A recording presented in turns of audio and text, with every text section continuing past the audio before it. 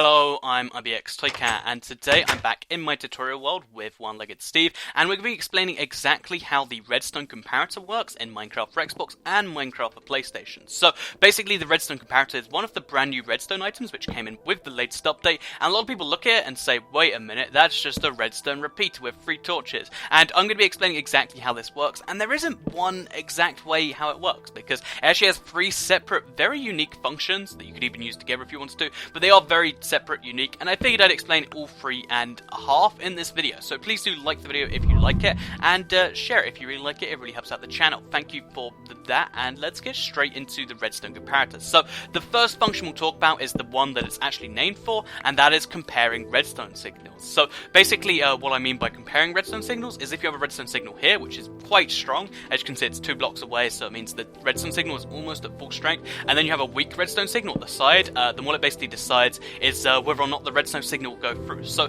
let's say that this signal is stronger than that one, then the redstone signal goes through just fine. If the signal at the side is, stronger than the one coming in from the back, then it won't let the redstone signal through. So this is useful because you can use it for stuff like having a daylight sensor block off, the redstone comparator at certain times of the day to do opposite things like that. You can do quite a few cool things with the analog redstone signal system to do it like that. And if you want to, you can even have a redstone input on both sides. So I could have a redstone torch there and one on the left side. So if they're both different variables, then you can make it so both of them have to be met for it to go through, which is quite a cool thing to do. So that's the first function. Like I said, it's mainly used so if you have an analog redstone signal, it has to pass a certain amount before it can go through. It's quite useful in that way. The second way you can use a redstone comparator is in subtract mode. So basically you have to left trigger it and it will make this third torch pop up here. It's quite visible, you can notice it quite easily. And what this does is it means that instead of just comparing with the sides, it will compare with the sides and then it will subtract whichever one is highest. So for instance, if I have a redstone torch back here, kind of like when it's in the other mode, it just won't let the redstone signal through because it subtracts more redstone signal than there is left. However, even if it's a much stronger signal, so if the redstone torch is right here, it will still let some redstone signal through. So let me just quickly go to this.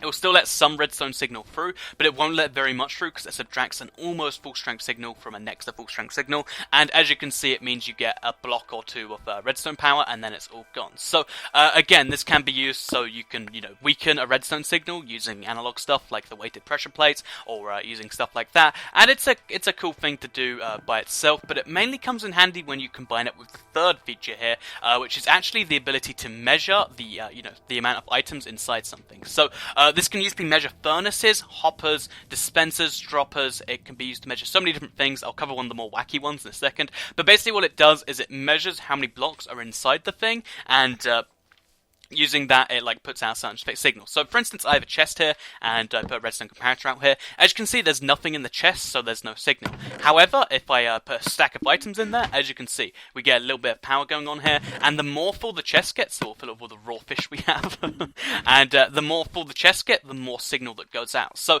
it's a cool way to reward people for filling up a chest, and it's also a way to kind of show how full something is and put out a corresponding signal. So this redstone comparator function can be combined with the other one. So for instance, you could have a signal here, and once the chest gets for instance, once the chest gets full enough, you'd actually be able to stop this signal going through right here, which you can make activate something. So we'll try and make that happen right now. It might be a little bit difficult actually, but we'll fill this with just all the stuff we have in our inventory. And eventually what will happen is the redstone signal will get weak enough that it will just not power this enough. And that's something cool you can do with that. You could also compare 2 inputs like this. So you could have 2 chests, and whichever chest is the fullest lets the redstone signal through.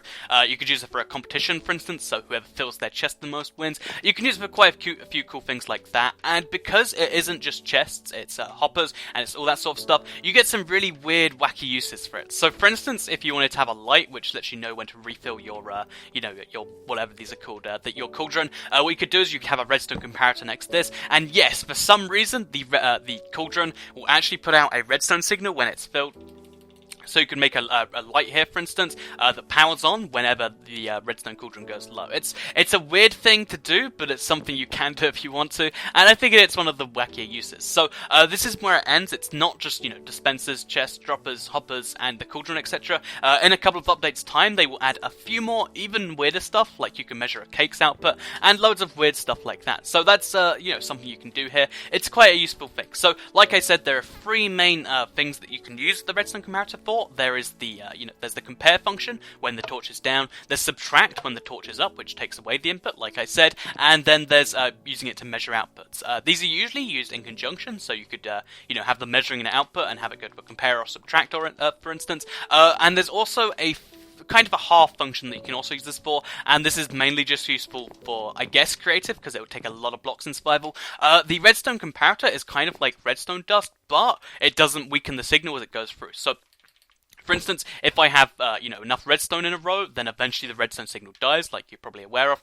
But if you have an endless series of comparators, like I'll show you just here, you could have an endless series of comparators, and it will put the same redstone signal going over and over again. So you don't need to repeat the signal, because it's going to be the exact same strength all the way through. Again, in survival it takes a lot of blocks, but it is something you can do, and yeah, that's what it does. It just maintains the signal strength. Really simple function.